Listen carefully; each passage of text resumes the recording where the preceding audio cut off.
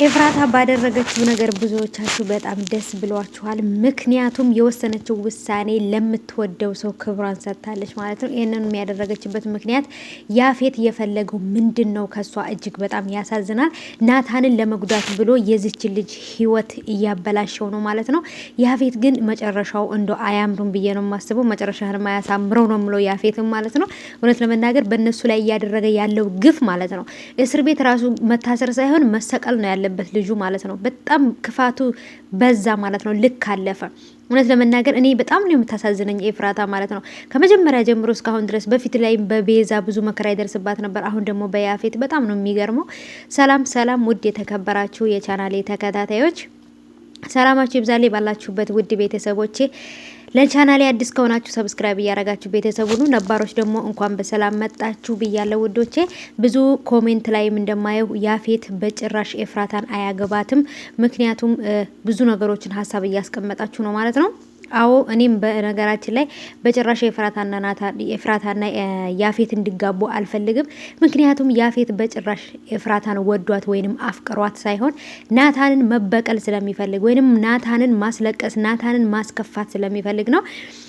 እዛም መጠጥ ቤት ሄዶ መጠጥ እየጠጣ በነበረበት ሰዓት ከዛ እንደገና ረብሿቸው ከወጣ በኋላ መኪና ውስጥ ሆኖ ውሳኔውን መወሰን አለብሽ፣ ወስነሽ ያለውን ነገር ይሄን ውሳኔ በመወሰነሽ በጣም ደስተኛ ነኝ እያለ በጣም ራሱን እያቅራራ በቃ እየፎከረ ነበር ማለት ነውና ናታንንም ደግሞ እንግዲህ መጠጥ አይደለም ገና ጥይት ትጠጣለህ እያለው ነበረ። በመጨረሻ ላይ ኤፍራታና ያፌት ከተጋቡ በኋላ ናታንን ሊገለው ነው ወይንስ ምንድነው አላማው? እጅግ በጣም የሚያስፈራ ነው ሀሳቡ። በእርግጥ የቤዛ ጓደኛ እንግዲህ ትደርስበታለች ወይንም ይሄን ነገር ከሉሊት ጋር ሆነው ይሄን ነገር ያከሽፉታል ብዬ አስባለሁ ማለት ነው።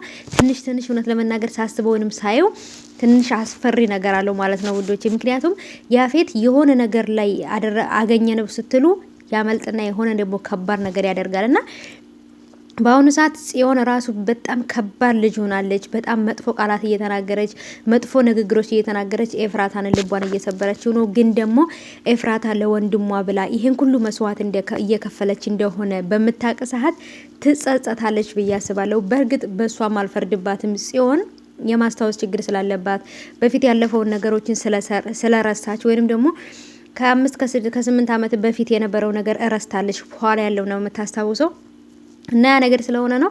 ግን ጤንነቷ ሲመለስላት ወይንም ደግሞ ማስታወሷ ሲመለስ ኤፍራታ መስዋዕት የከፈለችው ወይንም ደግሞ ያፌትንም ያገባችሁ ለማን ብላ እንደሆነ ለናታን ብላ እንደሆነ ሲያውቁ ግን ናታንም የሆነ እሷ በጣም ነው የሚያዝኑት ብዬ አስባለሁና ናታን በአሁኑ ሰዓት እንኳን እኔ እንተታይ ሌላ ሰው ልታፈቅር በጭራሽ ባይምሮዋም ሁላ ታስባለች ብዬ አላቅም ብሏልና አሁንም ቢሆን ወዳው ሳይሆን ከናታን ውጪ የምትወደው ሰው የለም ማለት ነው። ኤፍራታ በጣም ነው ናታንን የምትወደው።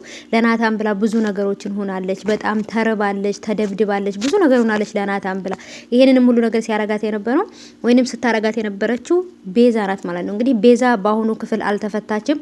በቀጣይ ክፍል እርግጠኛ ነኝ ቤዛ ትፈታለች ማለት ነው። ግን ቤዛም ተፈታም ቢሆን ምንም ቢሆን በጭራሽ ያፌትና ኤፍራታ መጋባት የለባቸው ማለት ነው። ከተጋቡ ኤፍራታ የቁም ሲኦል ነው የምትኖረው ማለት ነው። እዛ ቤት ውስጥ አስገብቶ ነው የሚያሰቃያት። ምክንያቱም ወዷት አይደለም ያገባት።